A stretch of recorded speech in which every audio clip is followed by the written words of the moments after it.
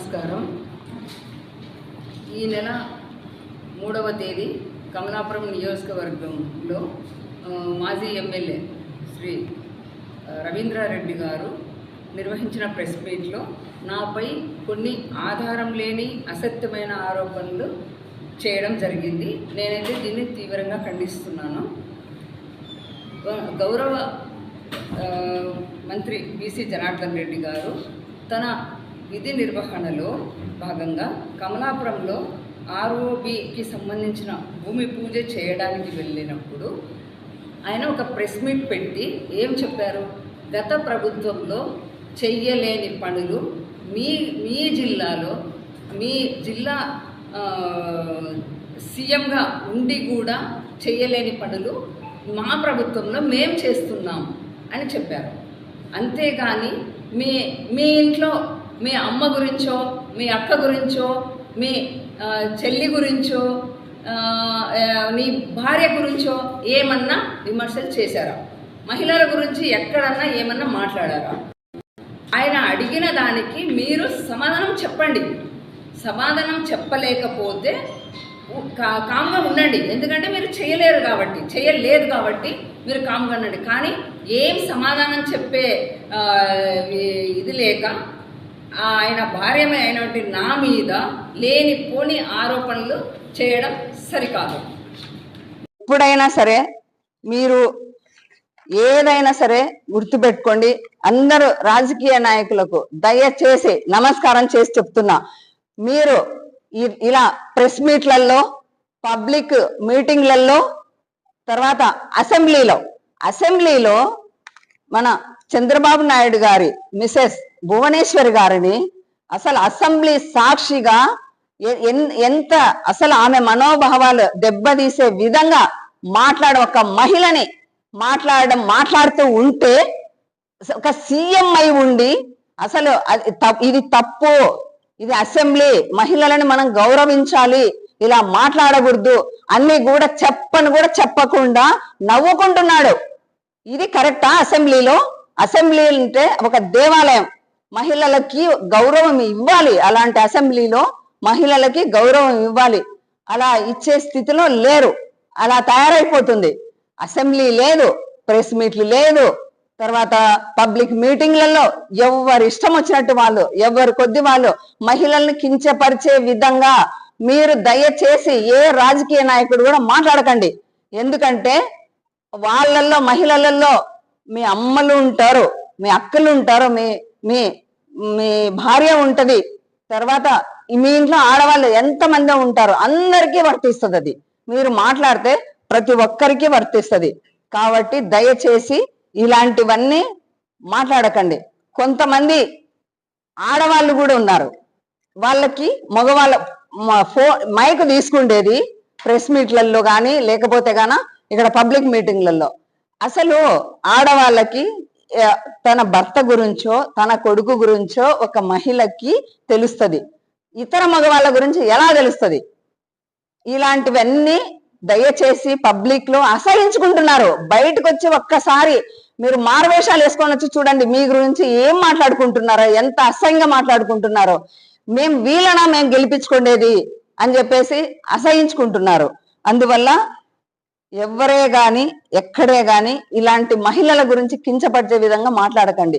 ఇతర దేశాలలో మన దేశ మహిళని గౌరవించి నమస్కారం చేస్తారు. అలాంటిది మన దేశ మహిళని మనమే అగౌరవపరుచుకుందామా? ఇంత దిగజారిపోవాలా రాజకీయాలు? అలా ఉండడం ఇది కరెక్ట్ కాదు. సమాజంలో అయితే ఇది కరెక్ట్ కాదు. దయచేసి ఈ ప్రెస్ మీట్ సందర్భంగా చెప్తున్నాను, రవీంద్రారెడ్డి గారు నా మీద చేసిన ఆరోపణలు ఉపసంహరించుకోవాలి. పబ్లిక్ గా మీరు నాకు క్షమాపణ చెప్పాలి.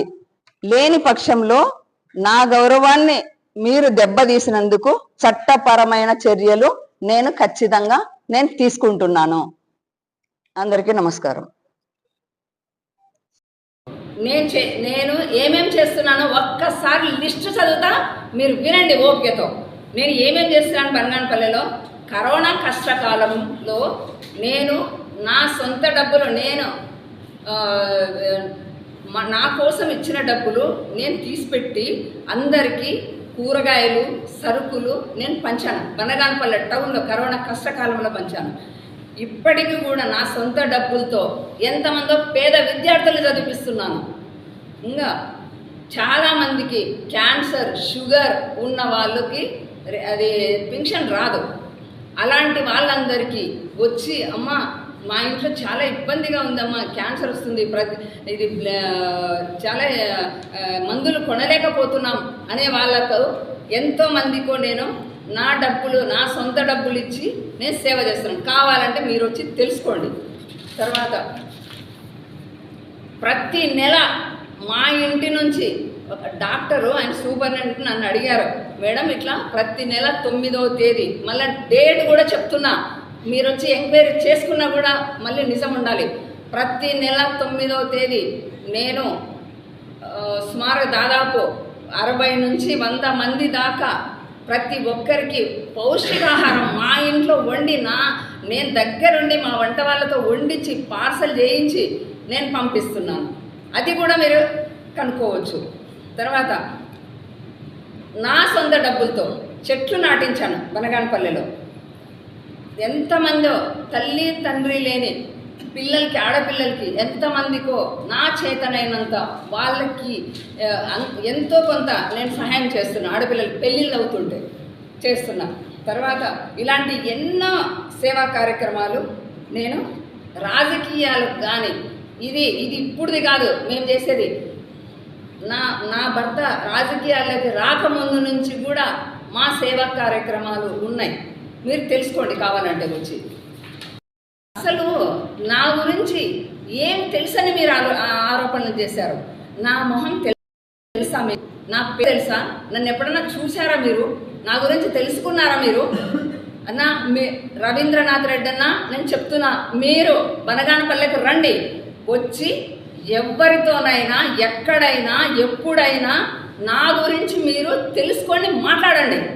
నేను ఎక్కడన్నా ఏదన్నా వసూలు చేసినానా, ఏమన్నా భూమి కబ్జాలు చేసినానా, లేకపోతే కనుక ఇంకా ఏమన్నా ఇంకోటి ఏమన్నారు ఇవి బియ్యం రేషన్ బియ్యం నేను తీసుకొని ఎగుమతులు చేస్తున్నానంట. ఎగుమతులు చేసేటప్పుడు ఎవరన్నా సపోర్ట్ చేయకపోతే వాళ్ళని బెదిరిస్తున్నానంట. అస్సలు నాకు దాని గురించే తెలియదు అసలు ముందు. అంతెందుకన్నా మీరు రండన్నా, మీరు వచ్చి నా గురించి తెలుసుకొని నిజాలు మాట్లాడండి. ఇట్లా మాట్లాడితే మాత్రం సరికాదు. ఎప్పుడైనా సరే గుర్తుపెట్టుకోండి. ఎవరో మీరు ఏం చెప్తున్నారన్నా, ఎవరో స్లిప్ రాసిస్తే ఒక బ్రోకర్ బనగానపల్లె నుంచి ఒక బ్రోకర్ తీసుకొచ్చి స్లిప్ రాసిస్తే ఆ స్లిప్ చదువుతూ మీరు మాట్లాడుతున్నారు. నిజాలు తెలుసుకొని మాట్లాడట్లేదు మీరు. ఎప్పుడే కానీ ఒక మాజీ ఎమ్మెల్యేగా ఒక మాజీ మేయర్గా మీరు కూడా రాజకీయాల్లో ఉన్నప్పుడు మీకు అన్నీ తెలుసు, రాజకీయాల గురించి తెలుసు, అన్నీ తెలిసినప్పుడు మీరు ఎప్పుడే కానీ తెలుసుకొని ఒక మహిళ గురించి మాట్లాడినప్పుడు ఆమె గౌరవంగా ఆమెను గౌరవించే విధంగా ఉండాలి. ఏదన్నా ఒక మాట చెప్తే ఆమెకి కించపరిచే విధంగా మాటలు చెప్పకూడదు. ఎక్కడైనా సరే మీరు నిరూపించండి. నేను ఎక్కడన్నా ఏమన్నా ఒక్క చిన్న పని చేసినాడేమో ఒక్కటి నిరూపించండి చాలు. వచ్చి బనగానపల్లెలో కూర్చోండి, 2 రోజులు కూర్చొని ప్రతి ఒక్కరిని అడగండి నా గురించి. ఏమైనా సరే ఎప్పుడన్నా ఎవరన్నా ఏమన్నా చెప్తారేమో. గుర్తుపెట్టుకోండి. అందరూ రాజకీయ నాయకులకు దయచేసి నమస్కారం చేసి చెప్తున్నా, మీరు ఇలా ప్రెస్ మీట్లలో, పబ్లిక్ మీటింగ్లలో, తర్వాత అసెంబ్లీలో మన చంద్రబాబు నాయుడు గారి మిసెస్ భువనేశ్వరి గారిని